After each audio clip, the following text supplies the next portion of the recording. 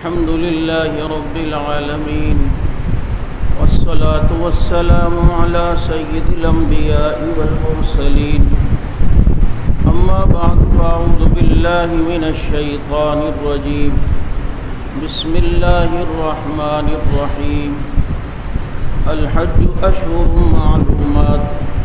فمن فرض فيهن الحج فلا رفث ولا فسوق ولا جدال في الحج صدق الله مولانا العظيم ونحن على ذلك لمن الشاهدين والشاكرين والحمد لله رب العالمين يا رب صل وسلم دائما أبدا على حبيبك خير الخلق كلهم هو الحبيب الذي ترجى شفاعته لكل هول من الأهوال مقتحم اللهم صل على محمد وعلى آل محمد كما صليت على إبراهيم وعلى آل إبراهيم إنك حميد مجيد اللهم بارك على محمد وعلى آل محمد كما باركت على إبراهيم وعلى آل إبراهيم إنك حميد مجيد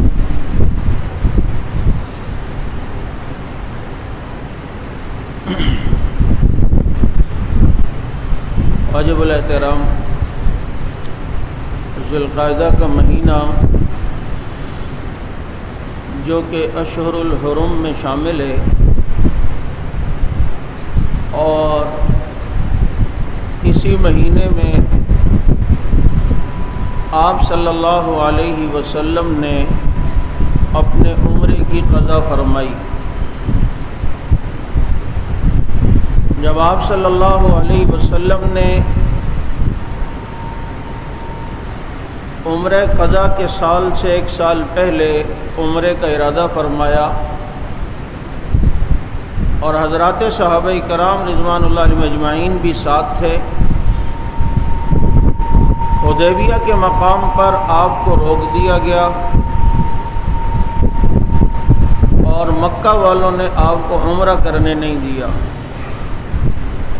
اور کہا کہ اگلے سال آپ نے عمرہ کرنا ہے۔ جو شرائط صلح حدیبیہ میں طے ہوئی تھیں جن کی تفصیل کا وقت ابھی نہیں ہے، اس میں ایک شرط یہ بھی تھی کہ آپ اس سال عمرہ نہیں کر سکتے، آپ اگلے سال عمرہ کریں گے۔ آپ صلی اللہ علیہ وسلم نے حلق کروایا، جانوروں کی قربانی کی اور واپس مدینہ منورہ آئے۔ اگلے سال آپ صلی اللہ علیہ وسلم نے معاہدے کے مطابق عمرے کا ارادہ فرمایا اور آپ صلی اللہ علیہ وسلم نے صحابہ کرام کے ذریعے ساتھ عمرہ فرمایا۔ یہ وہ عمرہ ہے جسے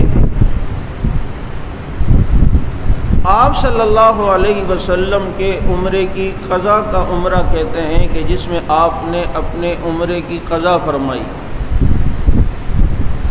اور اس عمرے میں آپ صلی اللہ علیہ وسلم نے بال مبارک کاٹے ہیں، اس طرح نہیں پھروایا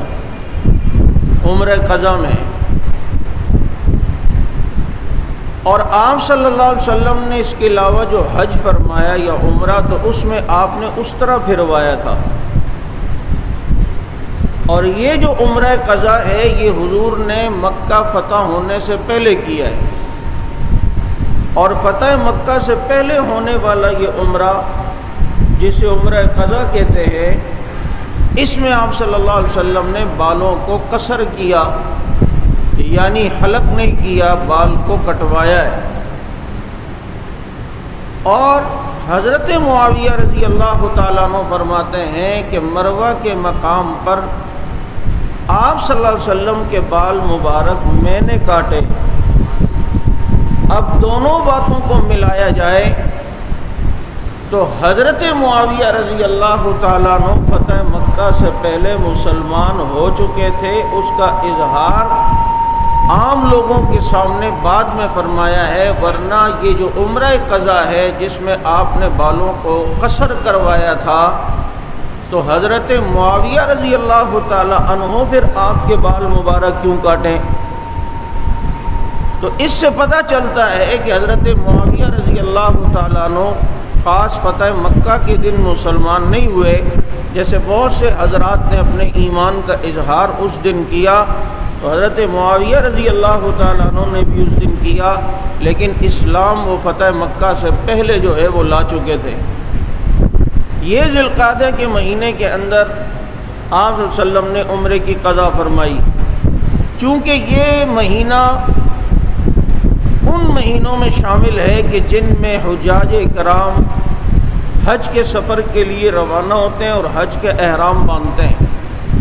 اور آپ کو یہ معلوم ہونا چاہیے اسلام کے 5 ارکانوں میں سے ایک رکن حج بھی ہے، اور یہ اتنا اہم فرض ہے جس کی طرف عام طور پر ہماری توجہ نہیں ہوتی۔ اس سے آپ اندازہ کریں کہ حضور صلی اللہ علیہ وسلم نے فرمایا کہ استطاعت کے باوجود جو حج نہیں کرتا اللہ کو اس کی کوئی پرواہ نہیں، وہ یہودی ہو کے مرے یا نصرانی ہو کے مرے۔ اور بہت سے لوگوں کے پاس مال ہوتا ہے لیکن حج کی طرف سے وہ بالکل غافل ہے، حالانکہ یہ وہ عبادت ہے کہ جو عاشقانہ عبادت ہے، جس میں عشق کا اظہار ہوتا ہے، اور عبادات کے اندر آپ کو حکم ہے آپ اچھے کپڑے پہنیں، خوشبو لگا کے آیا کریں،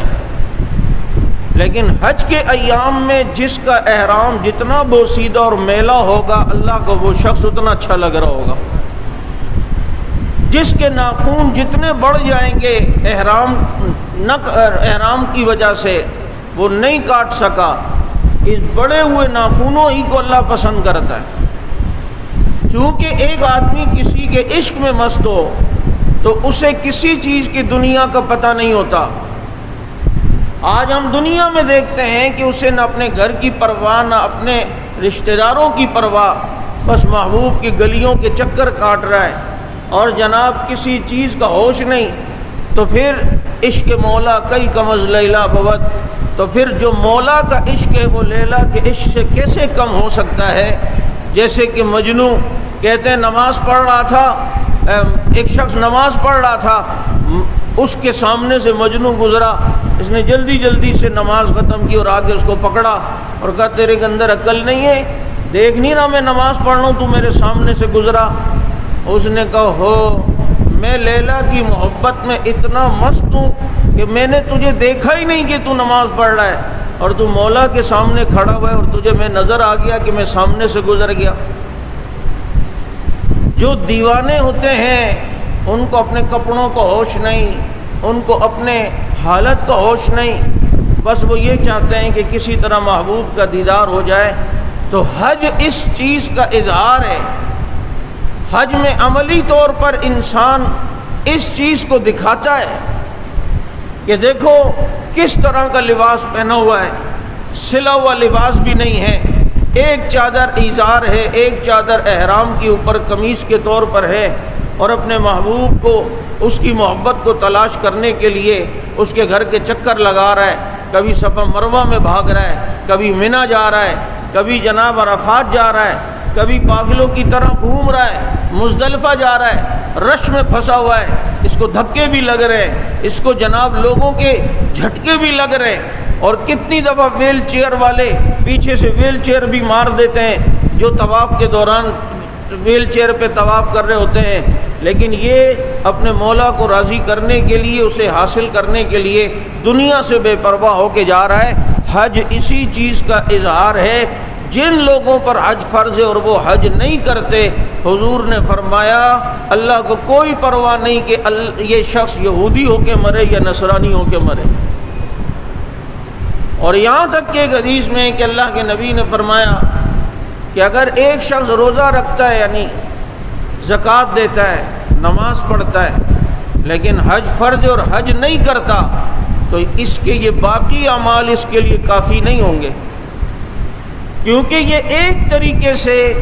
اللہ رب العزت کی طرف سے روگردانی کرنے کے مترادف ہے کہ اس کے گھر کی طرف قصد ہی نہیں کیا، ارادہ ہی نہیں کیا، اور وہ گیا ہی نہیں۔ جبکہ اس کے پاس مال موجود ہے، صحت موجود ہے۔ من استطاع الیہ سبیلا، اس میں یہ ہے کہ اس کی صحت بھی ہو اور جناب یہ مال بھی رکھتا ہو۔ تو کہا کہ اب حج تمہارے اوپر فرض ہو چکا ہے،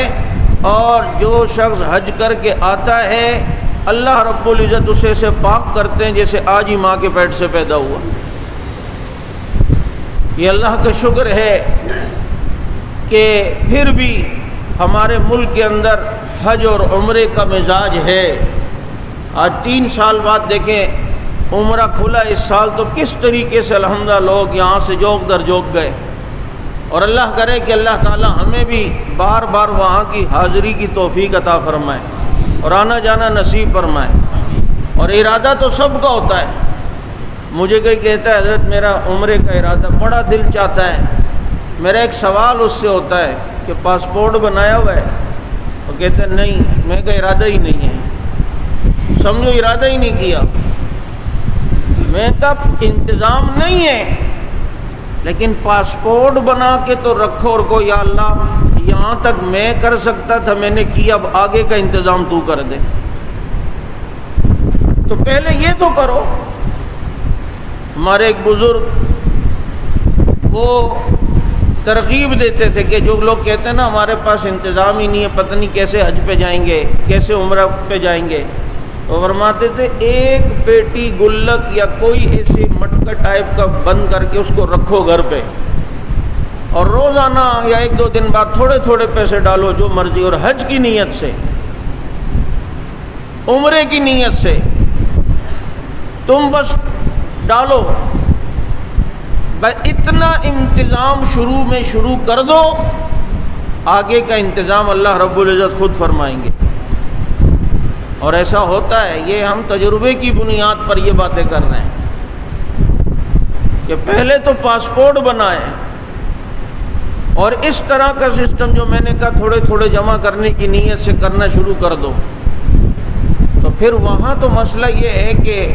قبولیت کے ساتھ آدمی جاتا ہے، ورنہ دولت والے تو بہت ہیں، پیسے والے تو بہت ہیں، لیکن ایک طلب ہو، ایک تڑپ ہو، تڑپے تو آدمی چلا جاتا ہے، تڑپ نہیں ہے، طلب نہیں ہے تو وہاں جا کے بھی بے طلبی دکھاتا ہے۔ ہمارے ساتھ ایک شخص، اس کا 21واں حج تھا، لیکن افسوس کہ نماز بھی نہیں پڑھتے تھے حضرت، یہ نہیں کہ حرم میں نہیں، ویسے بھی نہیں پڑھتے تھے۔ تو اس طرح کی بے طلبی جس کے دل میں ہو تو وہاں جا کے بھی بے طلبی ہوگی۔ لیکن شیخ سعدی رحمۃ اللہ علیہ نے لکھا ایک چونٹی کے دل میں تمنا آئی کہ میں اللہ کے گھر کو دیکھوں اور وہاں کا طواف کروں، راستے کے دریا، راستے کے صحرا اور پہاڑ یہ کیسے کراس کرے، لیکن اس چونٹی کے دل میں طلب اور تڑپ ہے، تو اللہ نے انتظام فرمایا کہ حرم کا کبوتر اڑتا ہوا ایک جگہ آ کے بیٹھا، یہ چونٹی اس کے پاؤں سے چپک گئی کہ شاید یہ حرم کا ہی کبوتر ہو، اور وہ کبوتر اڑا اور جا کے حرم میں جا کے بیٹھا، یہ چونٹی اس کے پاؤں سے اتری اور بیت اللہ کا طواف کیا۔ اللہ رب العزت نے بتایا کہ چونٹی اگر طلب کرے تو اللہ اسے پہنچاتا ہے، اور جو اللہ کا بندہ طلب کرے اللہ اسے نہیں پہنچائے گا۔ یہ یاد ہے سیدنا ابراہیم علیہ الصلاۃ والسلام کی، جنہوں نے قربانی دی، اور آج انہی کے افعال ان حج عمروں کے اندر جو ہے وہ انسان دہراتا ہے۔ تو میں بھائی اس چیز کی فکر کریں کہ اگر جس پر حج فرض ہو چکا ہے وہ حج کرے، باقی کام بعد میں بھی ہو، یہ چوچلے پن ختم کرو نا۔ ایک شخص ریٹائر ہوا، اس کو پیسے ملے، میں نے کہا جی اگر حج ہو جائے یا عمرہ، تو نہیں ابھی میں نے بچیوں کی شادیاں کرنی ہے تو یہ کرنا ہے تو وہ کرنا ہے۔ میں کہا رہ جاؤ گے پھر بعد میں انتظام ہوتا ہے، یعنی ابھی کچھ ہے۔ اب بچیوں کی شادی واقعی ماں باپ پہ ضروری ہے، فرض ان کے اوپر ذمہ داری ہے، لیکن ماں باپ پر یہ ذمہ داری تو نہیں ہے کہ وہ بچیوں کو اتنے تولے سونا دے اور ٹرک بھر کے جہیز دے، یا وہ پہلے جو فرض ہے اس کو پورا کرو، اور جو شادی بیاہ میں جو تمہارے چوچلے پن ہیں اس کو کم کرو۔ اگر تم نے یہ چوچلے پن نہیں کیے شادی میں تو اس کی تو پوچھ قیامت میں نہیں ہوگی کہ بیٹی کو کتنا سونا دیا تھا، یہ پوچھ ہوگی قیامت میں؟ ہاں یہ پوچھ ہوگی کہ بیٹی کو سونا دیا تھا اور اسے زکوٰۃ کی اہمیت کیوں نہیں بتائی تھی، آج تیری بیٹی اس سونے کے ساتھ جلے گی اور تو بھی جلے گا۔ ہمارے بزرگ اس بات کی ترغیب دیتے تھے کہ نکاح شادی میں بچیوں کو اگر سونا دیتے ہو ٹھیک ہے، اللہ نے طاقت دی ہے تو دو، لیکن انہیں ساتھ ساتھ میں اس سونے کی زکوٰۃ دینے کی ترغیب بھی کرو، ورنہ لاشعوری طور پر باپ اپنی بیٹی سے کتنی بڑی دشمنی کر رہا ہے اسے پتہ بھی نہیں ہے کہ یہ بیٹی اگر سونا باپ کی طرف سے لے کے جاتی ہے اور باپ نے اس کی تربیت نہیں کی ہوئی کہ جی زکوٰۃ بھی ہوتی ہے، اب یہ سونا قیامت کے دن جس کی زکوٰۃ نہ دی گئی ہو، حدیث میں آتا ہے اسے تپا کر اس کے جسم پہ لگایا جائے گا۔ بتاؤ ہم نے اپنی اولاد کے ساتھ اچھائی کی ہے یا برائی کی ہے؟ اور کرتے بھی کیوں ہیں کہ خاندان میں دکھانا ہے۔ ہمارے ہاں مصیبت تو سب سے بڑی جو دکھلاوا پالیسی ہے یہ ختم نہیں ہوتی کہ جی پتہ چلے کہ ہم نے اتنا کچھ دیا ہے، اتنا کچھ دیا ہے، ورنہ جو سادگی نام ہی اسی چیز کا ہے۔ یہ نہیں ہے سادگی کے برے کپڑے پہننا پھٹے ہوئے، نہیں، جو چیز دستیاب ہے اچھا پہنو، لیکن موقع پر اگر جو چیز دستیاب نہ ہو سکے اور جیسی ملے ویسے ہی پہن لو اور تمہارے اوپر ٹینشن بھی نہ ہو، اس کو سادگی کہتے ہیں۔ سادگی کا مفہوم ہی ہم غلط سمجھیں کہ ایک آدمی ہے، اس کو اللہ نے دیا ہے تو اما بنعمت ربی کا فحدث، اللہ کی نعمتوں کا اظہار کرے، اچھا پہنے، اچھا کھائے، لیکن ابھی کسی موقع پر جانا ہے اور میچنگ کی چیز اسے نہیں مل رہی تو ٹینشن نہ کرے جیسے عورتوں کو ہوتی ہے، بھائی نہیں شادی ادھر گاڑی تیار ہے، نہیں ابھی آپ جائیں بازار قریب ہی اور اس طرح کے یہ لے کر آئیں، نہیں میرا شوق خراب ہو، یہ سادگی کے خلاف ہے۔ آدمی جا رہا ہے، جاتے ہوئے جناب کوئی چھینٹے ویٹے لگ گئے، کوئی داغ لگ گیا، کپڑے صحیح تھے اس نے دھو دیا لیکن داغ کا نشان نظر آ رہا ہے،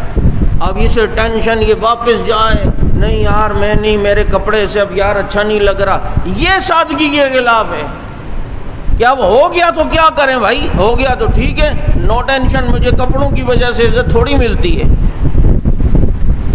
اس نے پہنے تو صحیح لیکن اچانک اس طرح کا حادثہ ہو گیا، اوپر سے جا رہا ہے، بعض دفعہ یہ کالے شیعہ جو کالے کوے جو ہوتے ہیں یہ ہمیشہ سفید کپڑے والوں کے اوپر ہی جو ہے نا بیٹ کرتے ہیں، اب کوے میں بول رہا تھا تو وہ آدمی نے صاف کر دی لیکن داغ باغ پھر بھی نظر آ رہا ہے، پاک کر دیا۔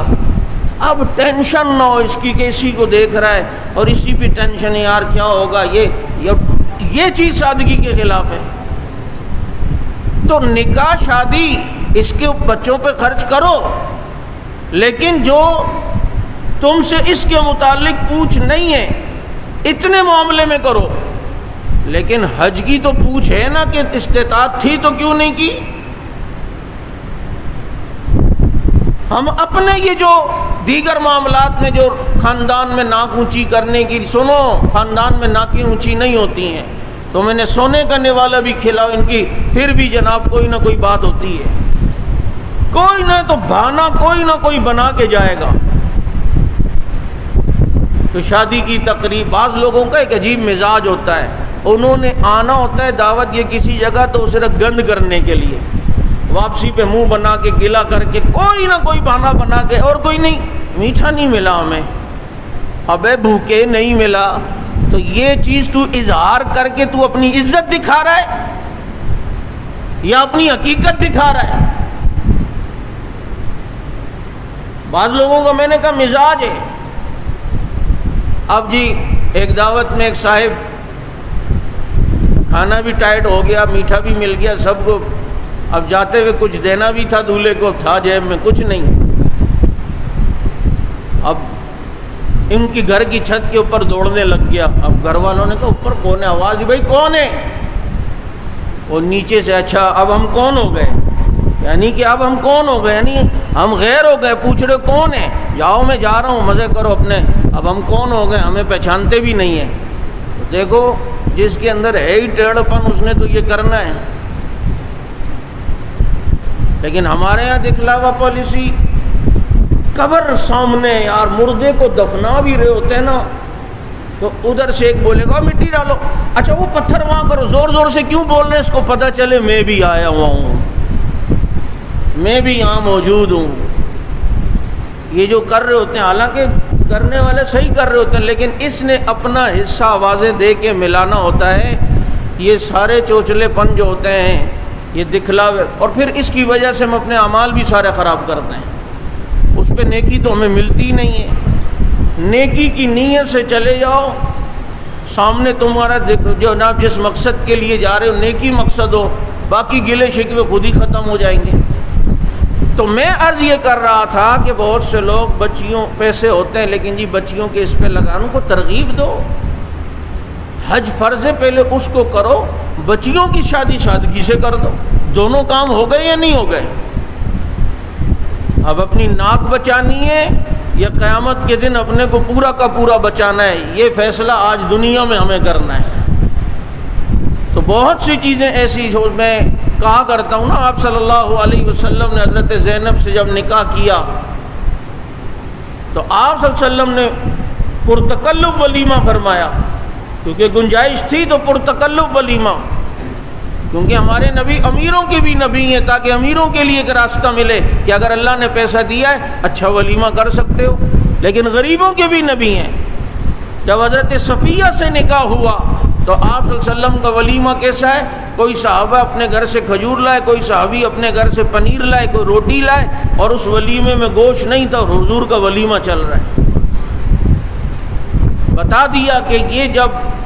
نہیں ہے تو نہیں ہے تو ہے۔ اس زندگی میں سکون بھی ہے جس میں انسان تکلفات میں نہ پڑے۔ آج مہمان نوازی کیوں مشکل ہو گئی ہے؟ پہلے کیوں آسان تھی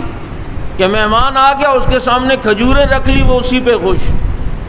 اس کے سامنے کوئی دال رکھ لی وہ اسی پہ خوش۔ اب مہمان بوجھ اس لیے لگتا ہے کہ یار اگر اسے مرغی نہیں کھلائی تو یہ کہے گا اچھا گئے تھے تو دال پکی ہوئی ہے۔ مجھے ان لوگوں کی دعوت میں بڑا سکون اور مزہ ملتا ہے جن کے یہاں اچانک گئے اور ان کے یہاں جو بنا ہوا ہو وہ دسترخوان پہ لا کے رکھیں، اس کھانے میں جو مزہ ہے نا وہ پرتکلف کھانوں میں بھی نہیں ہے، کیونکہ وہ اخلاص سے ہوتا ہے، کسی کو تکلیف دیے بغیر ہوتا ہے۔ اس لیے کہیں اچانک تو ان کو پہلے کہتے جو پکا ہے وہی لانا ہے، یہ بتا رہے ہیں، اسی میں ہماری خوشی ہے۔ لیکن ہم نے کیا ادھر چوچلے پن یہاں بھی۔ اب مہمان کہہ رہا ہے بھائی شوگر کا مریض ہوں، جو لے آؤ، بھوک سے مر رہا ہوں، کہتے ہیں بھوک سے مر جو بھی، میں نے تو بازار سے لانا ہے، اس کے بعد کاٹنا ہے، اس کے بعد مسالہ لگانا ہے، پھر تیرے کو اوپر بھی مسالہ لگاؤں گا، پھر یہ کرنا ہے، پھر وہ کرنا ہے، جب تک مہمان صاحب بالکل شوگر جو ہے وہ 40 پر آ جائے، 35 پہ آ جائے، کہتے ہیں نہیں ہم نے اپنا وہ سب کچھ کرنا ہے۔ تو اس میں مہمان کا اکرام تو نہیں ہے۔ تو کبھی کبھی یہ باتیں بھی سنا کرو اور سمجھا کرو، تاکہ زندگی کے اندر معاشرت ہمارے اندر جو ہے آداب المعاشرت ہمیں پتہ چلے کہ کیا ہے۔ تو میرے دوستوں میں یہ عرض کر رہا تھا کہ اپنی باقی چیزوں سے پیسے بچا کر حج کی ضرور انسان کوشش کرے، اور اس کی اگر کوشش نیت دل میں ہو، تڑپ ہو، اذان کا جواب دیا کریں، اذان کے بعد درود شریف پڑھ کے لبیک اللہم لبیک لبیک لا شریک لک لبیک ان الحمد والنعمت لک والملک لا شریک لک، یہ تلبیہ پڑھا کریں، پھر اذان کے بعد کی دعا پڑھا کریں۔ اذان کے بعد تلبیہ کا ایک عمل ہے جو ہمارے بزرگوں نے بتایا ہے، یہ پڑھا کریں، اس کی برکت سے اللہ تعالیٰ بیت اللہ کی زیارت کی توفیق عطا فرمائیں گے۔ اور بالکل آسان عمل ہے، کتنوں کو بتایا، اللہ نے کیا، انتظام ہوا ہے اور پتہ ہی نہیں چلتا۔ اس لیے حج اسلام کے اراکین میں سے ایک رکن ہے اور اہم رکن ہے، اور ضرورت اس بات کی ہے کہ ہمارے یہاں جب کوئی آدمی حج پہ کوئی جائے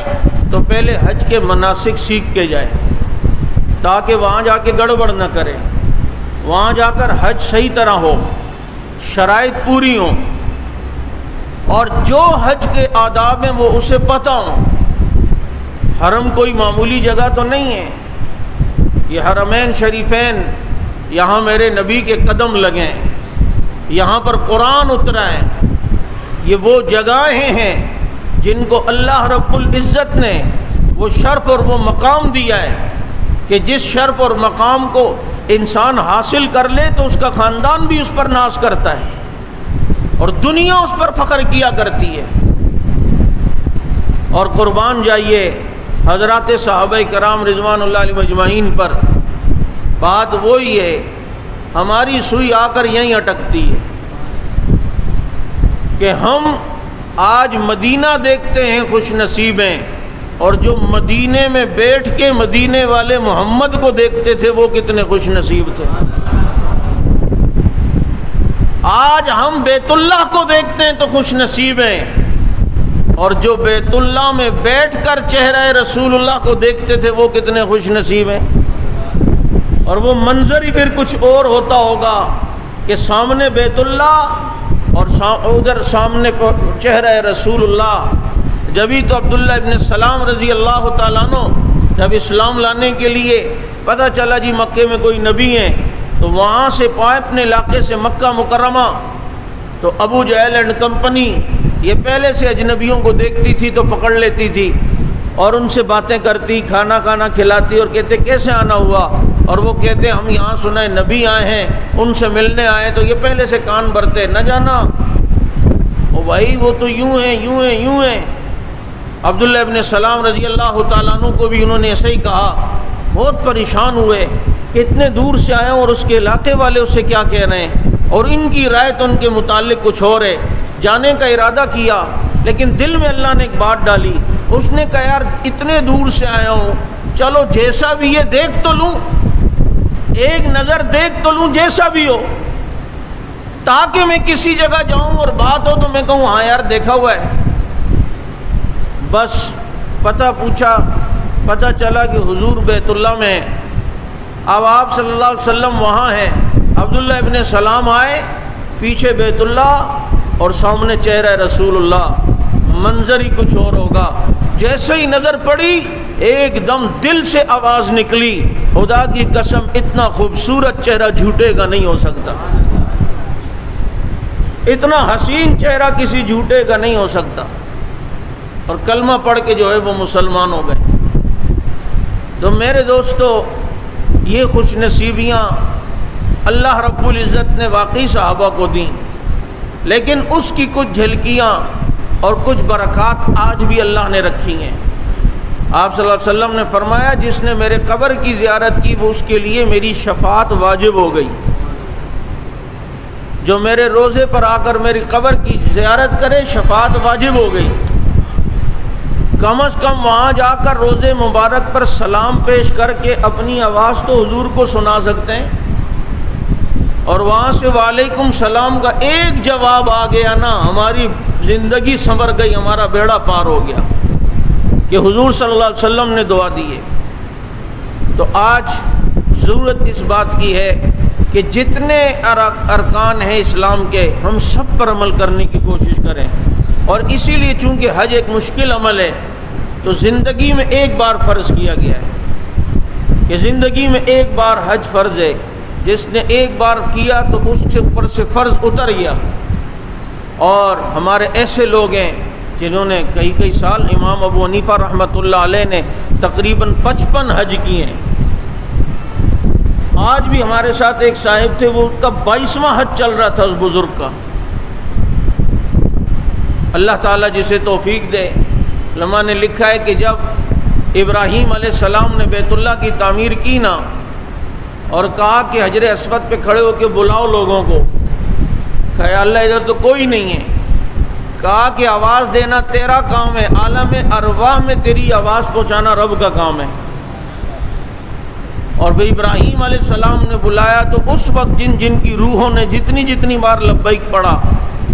اللہ تعالیٰ اسے اتنی بار وہاں کی زیارتوں کی توفیق عطا فرمائیں گے۔ تو اس لیے میں نے حج پر یہ گفتگو کی کہ ایام حج شروع ہونے والے ہیں، اور یہ ایک اہم فرض ہے،